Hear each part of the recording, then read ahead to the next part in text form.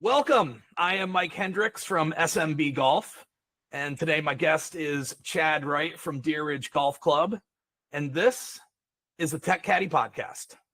Chad, welcome to the show. Good to be here. Well, I'm really glad whenever a golf course operator can be on with us because ultimately it always comes down to you guys, right? What technology decisions are you making? What are you thinking about in the future? And then in the case of Deer Ridge, you're in Ohio. I've known your golf course for a long, long time. And so when I saw that you guys were doing some things kind of different than everybody else in golf, I thought this would be a good conversation to have. So I appreciate you coming on. Sure, absolutely. How has the year been for you? Of course, if we're in Ohio, we're in November. We're definitely winding down now, but give us a recap on 2024. Yeah, weather was great this year, so didn't have a ton of rain, didn't have a ton of rainouts or canceled days, and kind of had a nice long year. Spring was a little rough, but had I think the driest October in county history. So we had a great last month at full rates, and now we're kind of, like you said, winding down. Just finished airifying and everything else, so it's been another great year. So it's really, since COVID, it's all been on the up and up for us. So That's right. Yeah. Obviously COVID, a terrible thing, but there were a couple silver linings in there, and golf certainly was one of the great beneficiaries of that situation. So you did recently go through a technology change, and it's something that I've actually been writing about for, I think, over a year. I knew this was coming. And been watching to see when it would go live, and really you're one of two beta courses that are live today. Why don't you fill the listeners in on the change you made? You guys were using ForeUP, but you obviously made this change that frankly hardly anybody has ever made because you are in this beta. Why don't you fill us in a little bit on what you guys are doing tech-wise? Yeah, so we made a switch from ForeUP over to Sagacity and Toast for our point of sale system. Basically, we had just constant issues with ForeUP, having outages and deposit problems and various other things that we felt weren't being addressed, and felt we needed to make a change because there just weren't really any options for if something was to go down, we were just stuck. I mean, it was just, your operations just ground to a halt for the whole day, and you couldn't do anything, and it was just kind of twiddling your thumbs waiting for them to fix the problem. So can I ask, and I totally get that. I can hear the stress in your voice, so I totally empathize with that. Do you know how long you had been using ForeUP? Yeah, so we started, I believe, it was around 2018 or 2019. Okay, so it was a 5 or 6 year run, really. Yeah, and so we had changed over from, I believe it was Golf Now and that kind of software that we're using beforehand. I wasn't around very much around then, so I can't speak too much to it. But when we were looking to change around then, we were looking to find a point of sale system that did everything well, because the chef at that time wanted to switch to Toast because it does the restaurant stuff really well, and but obviously golf is over half of our business, so we couldn't make a decision just based off the restaurant and then get another. We just wanted one thing that would do everything. And I think a lot of people are in that same boat. Sure. They would like to have this one system that can do it all. So I definitely hear you on that. Yeah, and so worked okay. I mean, it was okay. It was one of those things that you kind of had to take it with a grain of salt, that it had its limitations, but it's what we had, and we knew how to work it, and it was it worked. Again, until they started to have these outages and problems that were just, it ended up just being to a point that we started to look into getting something else in, and we wanted to make the change around a month ago. But ForeUP, anybody that's listening that would have had ForeUP this past summer knows that they had multiple nationwide outages that were just, like I said, ground to a complete halt, and were just to the point that we wound up actually changing mid-season. We changed in, I started the process. So I got married August 3rd, and we started the process about 2 weeks before that to try to change just as soon as possible. And I worked round the clock before I left for my wedding and honeymoon to try to get everything set up. Didn't quite get it off the ground before I left. We just stuck with ForeUP for another 2 weeks while I was gone. And when I came back, around August 20th or so, we went ahead and made the change. So we, in the middle of, the end of summer and September, the way things have been going, may as well be another summer month for us now. And we were able to get everything switched over and with really minimal problems. So. Right. And so I think, as I understand it, this because you shared this with me a couple days ago, you all reached out to Toast. You didn't reach out to Sagacity. Correct. Sagacity only had at the time 2 customers in Ohio, Stone Ridge up by Bowling Green and Marysville, closer to me here. Yeah. But you reached out to Toast, and it was Toast that actually said, hey, we have something new that we think can satisfy your needs. Right. So at least around us, I can't speak nationally, but I mean, I've been on a couple trips recently throughout Ohio, and anywhere you go. I mean, I always look because I'm in the business, but anywhere you go in the food industry world that isn't, your massive chains like Texas Roadhouse or something like that has their own specific design software, almost everywhere is running Toast now. Right. It's a little more expensive. I mean, it's a little more expensive than we were paying, but I mean, it can run, and they have different options where you can do as little or as much as you want. And it does everything. And it does it well. I don't know if you know, Chad, but Toast actually has many ex-Golf Now employees. And so actually at a senior level, Toast knows golf, frankly, better than any non-golf POS company that there is. So I don't know if you knew that, but there's a little advantage that Toast has over somebody like a Spot On or a Clover or something like that. Toast actually understands golf. Yeah. And they seem to. And I mean, they kind of, we called them because, like I said, we see it everywhere, and we think if everybody's using this, it must be pretty good. I mean, that's one of those things that there's no real hard evidence behind it, but everywhere you talk to, I mean, they have the little tablets out, and that's how we would like to run ours, so that there's not, everybody has to go back to a single spot and there's lines, and we would like to be able to send the food from the table and we just think from a restaurant operation perspective, we thought that would be the best option. And the more we thought about it, the T-sheet integration part of it doesn't have to be that complicated, if that makes sense. It's like, you've seen one T-sheet, you've pretty much seen them all. I'm sure there's one out there that gives somebody such fits that they could talk to you for a half hour that, something doesn't work, or something or another doesn't work. But at the end of the day, you got this many tee times, and you got to be able to block them off and book them online and pay. I mean, if it does all those things, then good by me. And then it becomes, there's, hundreds or thousands of things that the restaurant POS has to do for the restaurant to operate. And so, whereas, just like, for the listener, pretty simple. For the listener, I think people just want to hear this out loud. If you ring up a sleeve of Titleist golf balls right there in the golf shop, right, you're actually using Toast to ring up that sleeve of golf balls. Correct. And you're cashing them out through Toast.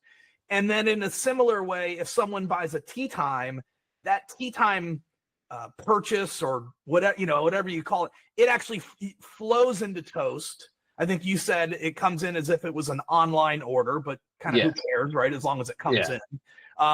So you sell a tea time, that also flows through Toast from the Sagacity tea sheet, or what they call Quick 18. And it also flows through the Toast POS. That's correct. Yes. Yeah. Yep. So when you go and you click, if there's a foursome that comes in, you just click however many of them. If you say, hey, you paying for one? If they say, yeah, I'm paying for one, you click the button, hit tender check-in. It moves the sale over to your Toast hardware. So you actually have two screens.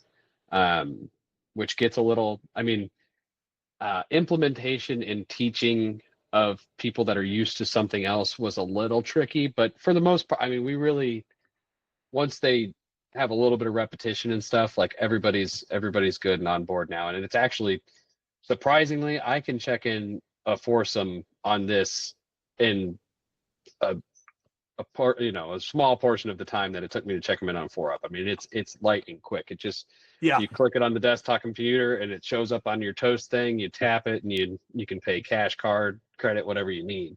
Right. And so let's just talk about that. So, because I think I heard you say you are using then 2 screens in the Pro Shop. Is correct? That right? Okay. Yes. So there's we have like a desktop computer that you run the T-sheet on. And then there is a piece of Toast hardware that is essentially something you'll see at a bar where like they can like flip the screen at you and say sign on the screen here. It's something like that, and you can just tap it, and then that's what you run the sale through. Got it. That's how I would explain it when I was teaching people how to do it. I would explain it to people that it's that portion of it is essentially the sales screen of, like, if anybody's used ForeUP, you run the T-sheet. And when you hit the sale, it takes it to a different screen that's like where you make the sale, and you can add different things to it. Right, but that all stays on one machine. Right, with ForeUP, yes. Yeah. But with Toast, it sends it to another screen, and that's where you make the sale. And you can add, range balls, golf balls, beer, whatever you need to add, you can add on that second screen. Got it. Okay. Yeah. And so we don't run any sales through Quick 18. Like, it's all through Toast.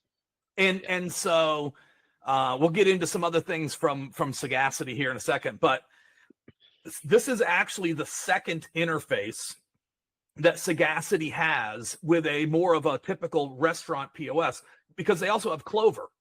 But the Clover interface does require 2 screens, just like the Toast does. And so that's where the maybe one hiccup would be for some operators. Right. And if you're a big ForeUP fan, you might say, yeah, but I prefer this one screen. And so I could understand that. But what's interesting to me is that Sagacity has said, listen, we're a T-sheet company right now. We're also a dynamic pricing company, and we do some marketing services, but we think the business runs through the T-sheet. And so what Sagacity has said is, so we're going to start to do interfaces with point of sale companies. And that's just a different approach than we've seen from others. And time will tell if it works or not. Yeah. And I'll say, I mean, just with the experience we had just with ForeUP and trying to have everything in one, it's all great to have it all in one place, but only if it works. I just had so many problems where it was like, this is just something that we can't sustain anymore. I totally get it. And it is cloud-based, so you can still get to your T-sheet, because that was one of our concerns. We didn't want to only be able to access the T-sheet on that one computer, right?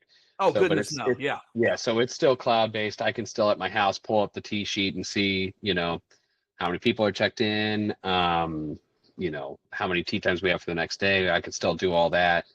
And then I can still, obviously, through the Toast stuff, I can check sales, and it also will track, once we start getting data, it has comparisons to previous years and things like that, and okay, what were the sales on this day last year, and all. I mean, it has a lot of things like that are just far more advanced than what we had. I did notice, so Toast has also become your website provider. And you all have a nice website, and you can tell that certainly F&B is a bigger piece of your business than maybe some other courses, right? You've got a real food and beverage operation running there, not just a snack bar, I guess is one way to say. So they've become your website provider. I also noticed this. So Toast pretty recently finished off their credit card surcharge capabilities. In other words, where the golfer or the customer pays like a 3% surcharge to help an operator like you offset expenses. It looks like you all are doing that. And am I right to think that that's running through Toast, right? That's a feature Toast provided you. Yep. Yes, it is. And were you doing that with ForeUP, or is this new? We were doing it with ForeUP. With ForeUP, it allowed us to do it with credit and debit cards. But according to Toast, there's some, and it might be a national, there might be a state by state thing where they don't want to mess with it. But Toast only allows us to do it with credit cards. So you're breaking some news here, Chad, just so you know. Right. Yeah, I mean, look, I'm not an attorney, but my understanding is no one is supposed to be able to do it with a debit card. Yeah, so if ForeUP was allowing that to happen, that's a little cringeworthy, right? Like that's that doesn't sound great. There was no differing between that with ForeUP. But anyway, that was an option with them. But with Toast, and it did take them. They had us wait a month, which it was like they said to like post signs and stuff, and like we're coming from one that we already had it. Right. But they didn't. They just said it's you had to wait a month either way. So, but yeah, now it's live now, and it just automatically goes on anytime somebody uses a credit card. So and so you've been doing that. You've been let's just make up a name, a credit card surcharger or whatever we call it. You've been doing that then for a few years, I'm guessing. I believe we started before last season. So okay. It's been 2 seasons. Yeah. Okay, so almost basically 2 full seasons. Let's talk about this a little bit, because this has been a topic in the golf industry of should you do this or shouldn't you do this, etc. What do you hear from the customer? What do you hear from the golfer? I think that's ultimately such a big part of this. Are you getting pushback, or just talk to us a little bit about that? We got a little bit of pushback. I think for the most part, the comments are more, well, you see that everywhere. I mean, there's very few places you go into now and don't have a convenience fee associated. So a lot of people will bring cash. I mean, that is the option. And that's, anytime somebody gets a little bit more in depth with it, I always say, there are people that would just rather you just raise your prices 3% to cover it. Yes. And I don't understand that, because this way I can have this without having to raise the price for everybody, and then next time, okay, I'll just bring cash, and then now you've saved that 3% and I don't have to charge it to everybody. Agreed. So it was more of do we want to, because we had to, just with inflation and everything, we've had to increase prices several times, and it was like, do we want to do another increase because of these the fees that the credit cards are charging us, because they just keep skyrocketing, or can we kind of account for this with a surcharge and not have to increase prices for everybody, and then that way we get more cash, and that's because that's what's happening is I believe the credit cards have gotten to the point where they know they have a lot of people red-handed in that they're going cashless. So then they can charge whatever they want for the surcharges, because that they don't have the infrastructure anymore to take cash. So we're like, we can still take cash, so we'll just charge a fee. And if people want to save the money, they can either bring cash, check, whatever they want to do. That's right. And there is pending legislation on this, federal legislation, and I think it's yet to be seen ultimately how this whole thing is going to shake out. We've written about it on our consulting site. Now that there's an administration change coming, it might not be as hot topic. I know in the Biden administration, it was a big deal. They were trying to remove junk fees, they called it, for consumers. But I guess we'll see in this in this new administration. Talk a little bit about, so you've got a driving range, which a million years ago, I sent you guys 1,200 free driving range golf balls from Last Minute Golfer. That's how you guys became a customer to begin with a million years ago. Anyway, you've got a driving range, you got an 18-hole golf course, you got a full-service restaurant. You actually have, heck, you've hosted like high school reunions of my wife's graduating class, and you hold Chamber of Commerce meetings. So you've got a full-on kind of banquet center, if you will. You also do have at least one simulator there, golf simulator. Talk a little bit about how big a piece of that your business is, and I'm also interested to know, what is the tech? What golf simulator do you have at Deer Ridge? So we just got a Unicore launcher. It was just last month. We wanted to get it earlier in the year. This has been the year of projects that were supposed to start in June and July that ended up. That's the life of an operator, right there. But but we got it all installed middle last month. I can't remember exactly when it was. but we had talked with TrackMan and them. Ultimately went with the Unicore just as a, it had more options for different courses, and TrackMan was more, we felt it'd be more beneficial for somebody that's running kind of a training facility, to try to help people improve their game and stuff. And that's not really what we're aiming for. We're aiming more towards the entertainment side of things. But with the weather being as good as it's been the past month, we haven't seen a ton of traffic on it yet. But we're hoping to get some leagues going and things like that going into the winter. We wanted, like I said, we wanted to have it. We actually had a cage installed. I want to say it was like the last week in July they had it installed, and we were looking at it and we're like, I don't think that's the right cage. And sure enough, we measured it, and it was, the cage was, I can't remember, 6 feet shorter than the one we ordered. So they had to tear it all down, and they put it away, and then had to wait on a part, and then install dates didn't line up. So it was about a 3-month delay. I was hoping to get it in before the end of the summer, for visibility and for people to know, hey, this is here, before we lose traffic. So now it's just kind of trying to get it out there.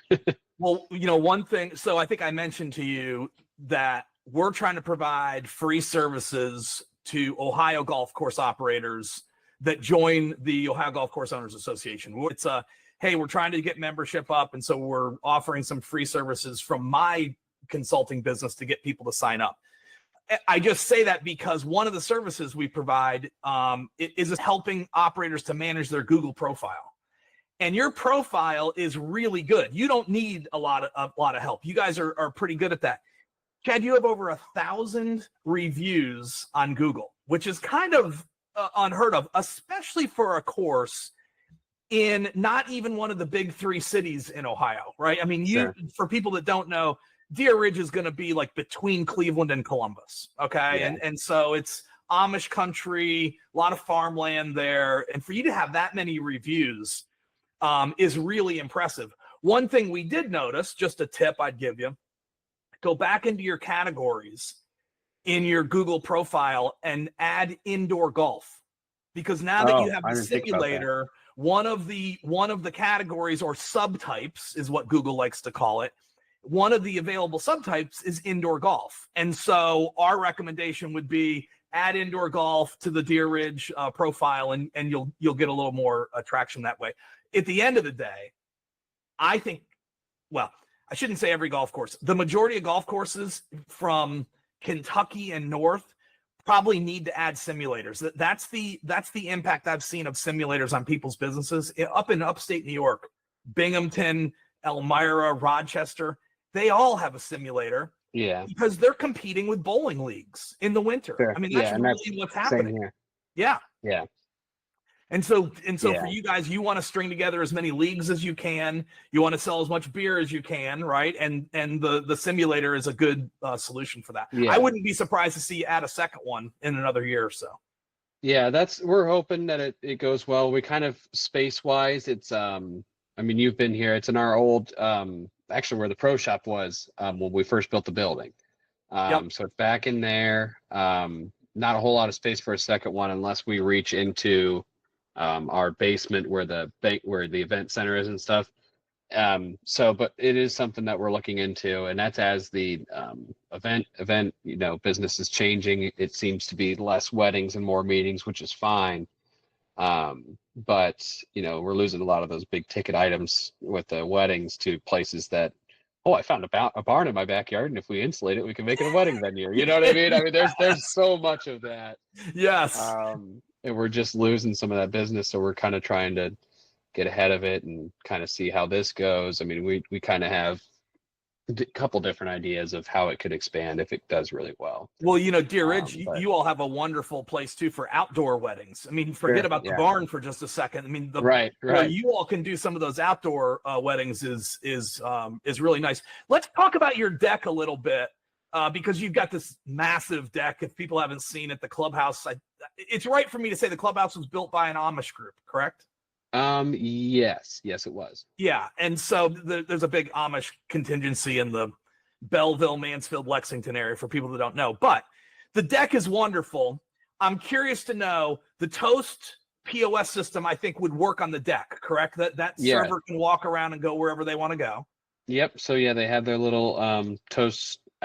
Toast Go is the little tablets that they have, and they can go from one end of the deck to the other and still use them. We did recently upgrade our internet to a fiber-based internet to help with that. And then you just have to have, as long as your signal works throughout the deck, I mean, they have no problem doing that. Well, and that's what I wanted to get to. Talk about the Toast Go device and Beverage Cart. What's the situation on, hole number 14? Sure. How's that work?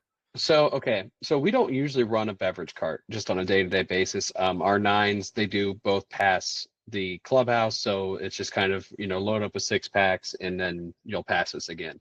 For outings, we do have we have 2 pavilions out there, that we have 2 shelters that were made, and they're actually perfectly in the middle of the course. So there's between 4 and 5, there's a shelter on the front, and then between 13 and 14 on the back. So it's basically every 4 holes for outings, we set up a beverage pavilion outside. So that way we can tell the golfers, because what inevitably, especially with outings, what happens with carts is when you send a beverage cart out is, what do you hear every single time? From never the people. saw the bev cart. Yeah, there's always 3 groups that say they never saw them. And then it's like, okay, well, we're going to put them in a stationary place. Every 4 holes, you'll have another chance to buy more beer. And so then, you know what I mean? They know where it is. It doesn't move. They can't, you know what I mean? Somebody can't be bought where they're just following this group around because they're giving them 20s or, whatever. So it's just, everybody knows where it is. And for those Toast Go tablets are perfect. And anybody that would be using a beverage cart situation, you can run your credit card transactions. And this is for, if we had a power outage, or which we have a generator, we have all these contingencies to prevent things like this from happening. However, if it was to happen, you can still take your credit card transactions on the tablets, and then they just store them. So the credit card won't be charged, but as soon as it gets back into the signal, so when the people come back in from the pavilions, they come back in, as soon as it hits Wi-Fi, it sends all those transactions up into the ether or wherever it goes, and then those sales process, and it works great. Got it. Yeah. Good to know. So yeah. The only thing is, if you happen to have a new item that you have to add or something like that, all of that needs to be updated before they go out. So I always just have them sign in to the tablet while they have internet connection, and then as soon as they do that, it's like, all right, you're good to go, and then it operates in what's called offline mode. Got it. And then, like I said, it doesn't charge the credit card till it gets back to an internet source, but once it gets back to an internet source, it's good to go. And it would also operate off of a mobile hotspot or something like that if you really wanted to make sure the sales were finalized. You could do that as well. But since it worked, that's what we used to do with if we wanted to take credit card sales out there, we would take a hotspot out, and that worked fine. But it's really nice to just send them out with those. And like I said, it works the same as it does in the restaurant. And that those little tablets have the same capability as we have at each at the pro shop, and then at both bar stations that we have a larger display that the bartenders and the pro shop people use, but everything that you do on those can be done on the little tablets. So it's all the same. Let's talk. Let's go back to Sagacity if we can. And again, for people that are confused when I say Sagacity, you might call it Quick 18, you might call it Omnitech. Yeah, I mean, there are many names that the Sagacity T-sheet kind of lives under. But what I'm interested to know is Sagacity's kind of core being, the way people identify Sagacity is as a pricing technology, that they strongly believe in dynamic pricing. They want to help you analyze your performance from years past, and then build revenue forecasts and price off of that. Are you using any of that, or is really Sagacity your answer because it talks to Toast and that's all you cared about? I'm curious to know. But the latter is more the truth than the former. We haven't implemented dynamic pricing yet. It's something that they can easily add on, obviously, to their own thing. Of course. It is more a month and everything else. But and that's something that we are interested in the future, but haven't done so yet. Yeah. But I'll say with one of my first conversations with them, they said that because they integrate with ForeUP and everything else, that they said, well, we probably know ForeUP better than their own support people know ForeUP. And I said, well, that's not a super high bar because of all the issue I had with the support. But I'll say that for their part, I can email my guy with Quick 18 Sagacity, and I mean, he will do all the changes for me. Yes. In is your guy Jason? Yes, he is. Jason's great. Yeah, Jason. So Jason's a lot.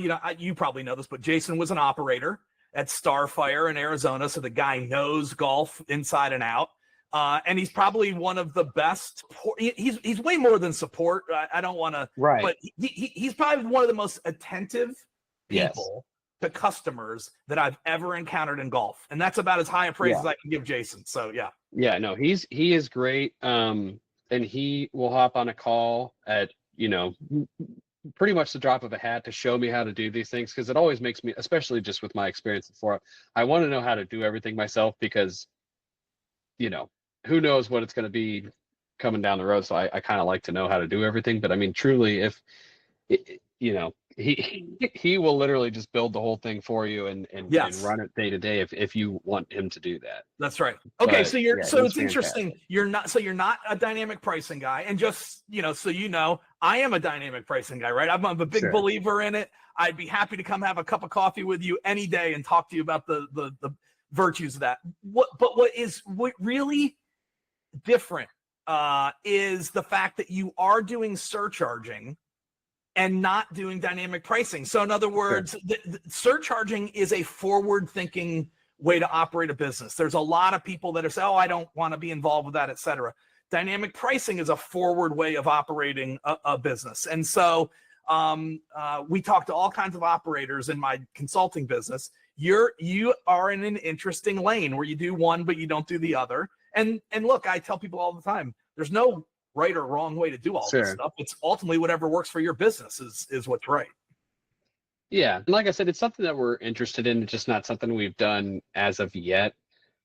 We kind of, the surcharging in our brain is easier to implement than the dynamic pricing, and not from I'm sure from a tech standpoint and things like that, I'm sure they would have no problem putting it on and having but what do you tell somebody because you always got to think about it, you got to train poor employee X that's 78 years old, and then they've got to learn how to, okay, somebody calls me and says, what are your rates on Saturday? It's like, well, that's a very loaded question. It depends on when you book it. You know what I mean? Let me just, as a person that was early in this world in golf and whatnot for dynamic, the way that we always would recommend people answer that question is, currently, Mr. Smith, it's $79. You use that word currently, and you're starting to kind of put things in people's heads of like, wonder why he said currently.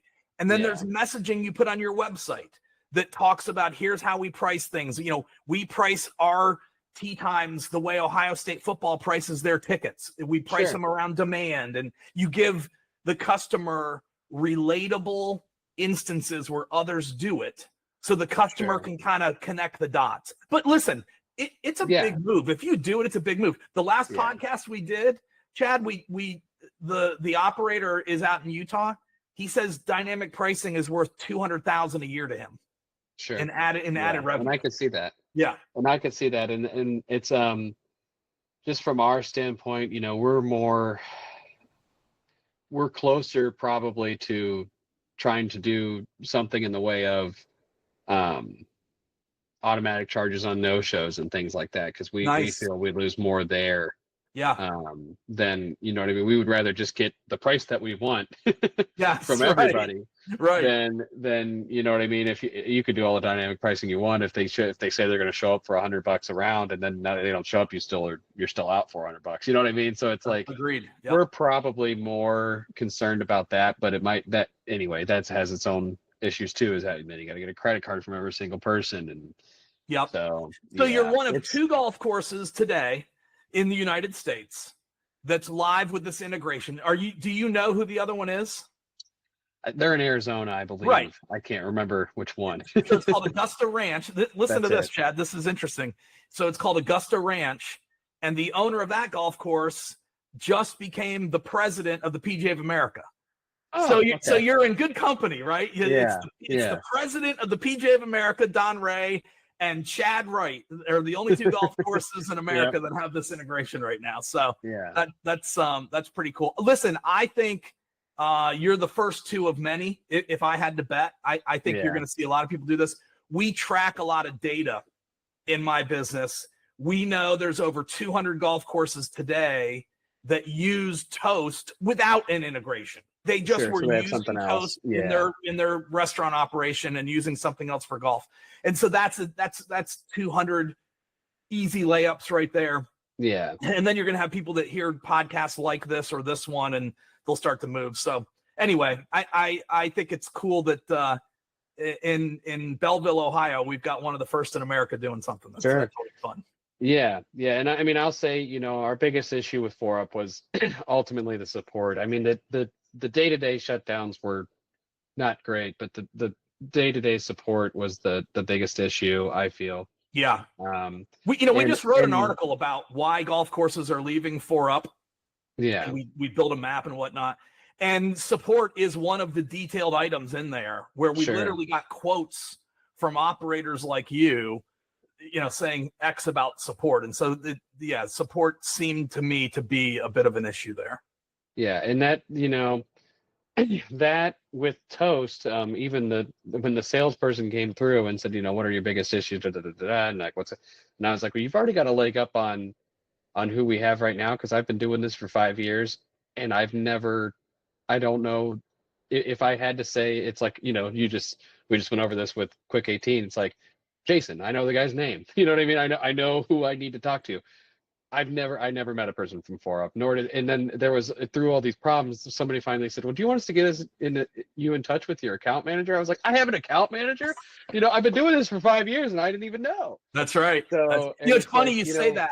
There's a country club right up the road from you, Westbrook. Yeah. And Westbrook actually reached out to me today. I'm not going to name any names, but Westbrook reached out to me today and said, do you know who our 4Ts rep is? Now, 4Ts is not the same as ForeUP. 4Ts is more in the private space, but very similar instance, right? Why is Westbrook calling me looking for the 4Ts rep's phone number? That's not a good sign. And so, I mean, I know like that in there, it is a huge Toast is huge, and they have many levels, but I haven't had any troubles with eventually getting hold of somebody that I know my salesperson, so I can call them and say, who do I need to call? And they will tell me.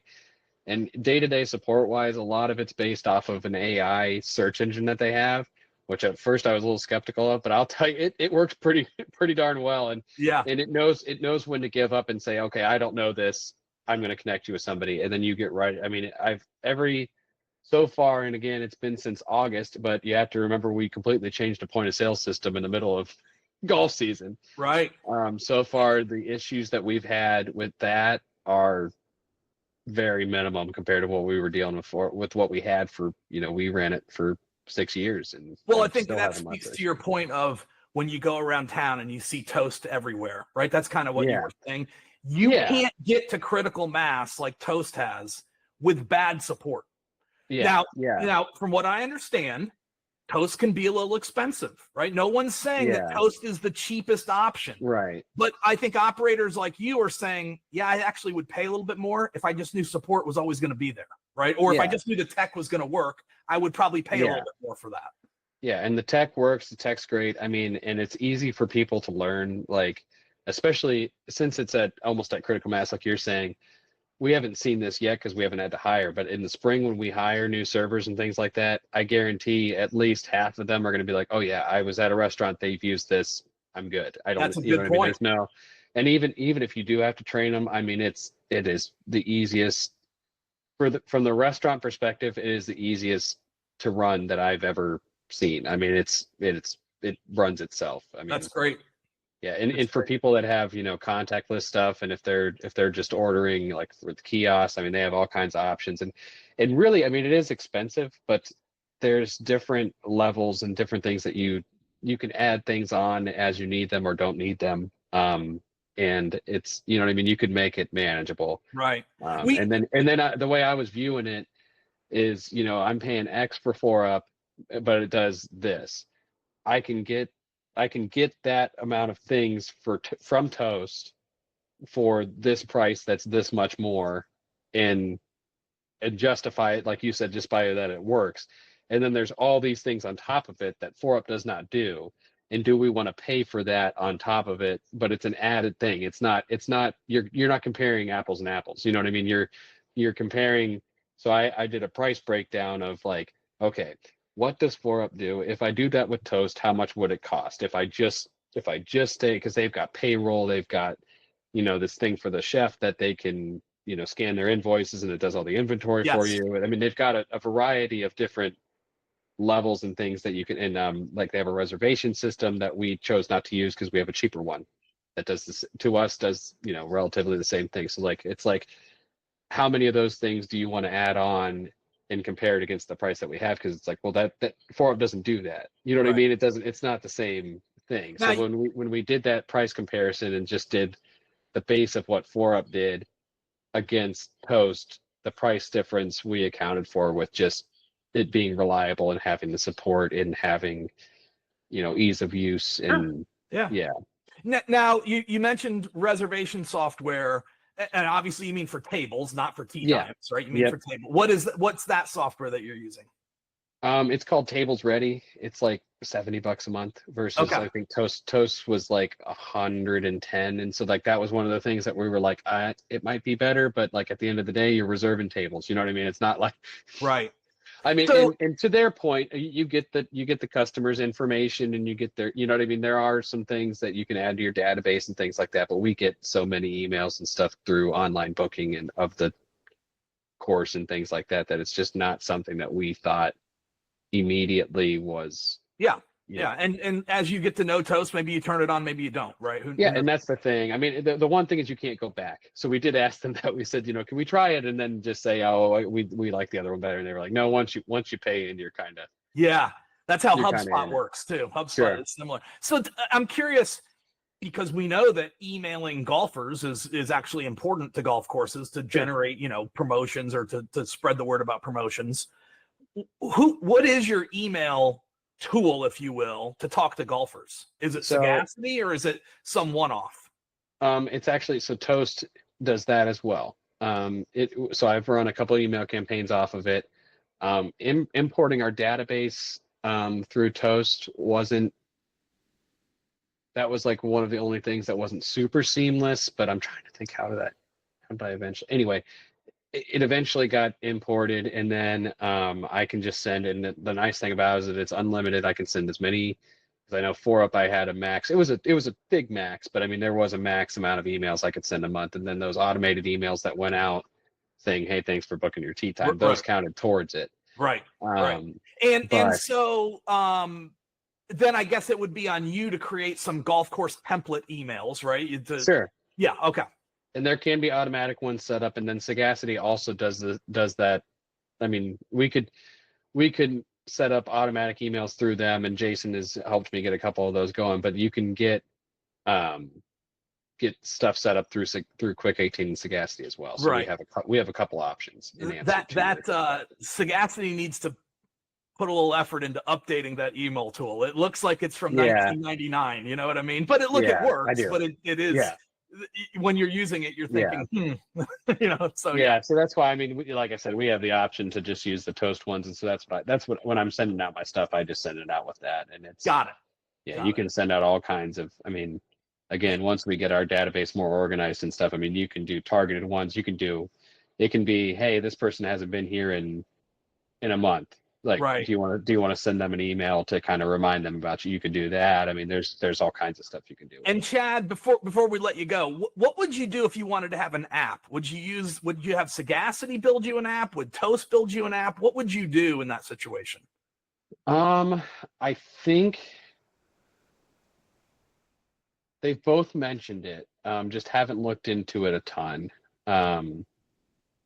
Yeah, and look, maybe where you're located, maybe an app isn't something you need to spend money on, right? Sure. Yeah. Yeah. I mean, the website, which is just another shameless plug of Toast over ForeUP, but the new website's super easy to operate, super easy to adjust things on, and I'm very happy with the website. So now that it's kind of one of those things that we were talking about earlier, where like now that that's handled, I might start looking more towards things like that. But like it was kind of, beforehand to think about having an app when our website was kind of not. I mean, it was fine, but it wasn't the most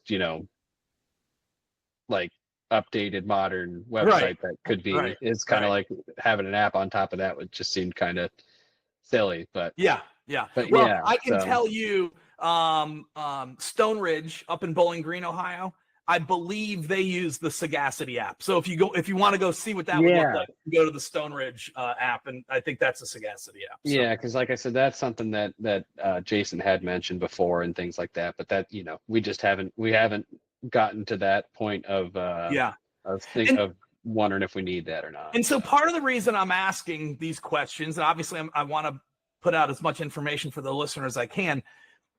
This is the kind of conversation that used to happen within the Ohio Golf Course Owners Association, right? Operators helping operators, sharing information back and forth. And I think that can exist again today if that membership grows. I mean, today that membership isn't as big as it should be. It needs to get up to 200 owners, 300 owners, something like that. And then using some tools like this podcast or the stuff that we write, using some tools like that to help you all talk to each other, right? And to help, you want the people at Tannenhof to be able to learn about what you're doing, because if it's good for your business, it can be good for their business up in Stark, Ohio, or you want the, people in Cincinnati to know about this. And so that's part of the reason I'm trying to help the association with membership is I do think if everybody was able to then talk a little bit more together, and typically you need some kind of a platform to facilitate that conversation. But if you guys were able to share a little bit more, I do think the golf course business in general would get stronger in Ohio. So hopefully this will be the beginning of making that happen. Yeah, and that makes sense. I mean, it would have been nice when we were looking to make this change and stuff. There was a couple instances where a network like that could have been beneficial, just because like we did look at 3 or 4 other options, and I tried to kind of call around and see people's experience with different things. But obviously, again, we were trying to do this mid-season, and I would have preferred to not have done that. But just to be able to pick people's brains and kind of see, especially people that went from ForeUP to something else, I kind of wanted an idea of what how things could be and things like that. But I'm happy with where we ended up. But it would have been cool to kind of pick people's brains like you're right. Well, hopefully we can get that going again in the future. I'm happy that you're happy. I think ultimately that's what matters the most is the operator satisfied with their choices, and then is the technology supporting the growth of the business. And it sounds like I know it's early, but it sounds like this is working really well for you. Yeah, it seems to be. Like I said, it was definitely an adjustment period for everybody. I mean, again, trying to do it in August was just not something that we wanted to do. It just kind of was forced upon us. But I mean, everybody handled it pretty well. I know my brother was more involved when we changed from Golf Now to ForeUP, and I remember hearing his horror stories of getting it switched over, and we just didn't have that experience this time around. That's good. So. Well, and you mentioned Golf Now. You're not available on Golf Now. You're not available on, I think, any Tee Time marketplace. You got to come to Deer Ridge to buy a Tee Time, which is, I think that's great if it's working for you. Yeah, and that's just something that the discounted rates and stuff, and that's something with, like, if we start running the dynamic pricing that we can kind of put a floor on and we can kind of control more. But it's just kind of one of those things that we had too much discounting led to people wouldn't pay full price. Right. Just an erosion of your overall rate, which is understandable. Yeah, exactly. And that's, like I said, why would you pay full when you can get it for partial. So we have a new guest on the podcast. That's great. Yes, this is Olivia. She's our front house manager. No, you're fine. Okay, well, we're gonna let you go and get back at it. I'll swing by the next. I think I'll be up for Thanksgiving, but I'll try to swing by and say hello. And we wish you all the best at Deer Ridge. You guys are a great golf course. You are classic small business operators, and we're rooting for you guys every day. So thanks for coming on, Chad. All right. Thanks, Mike. All right, bye now.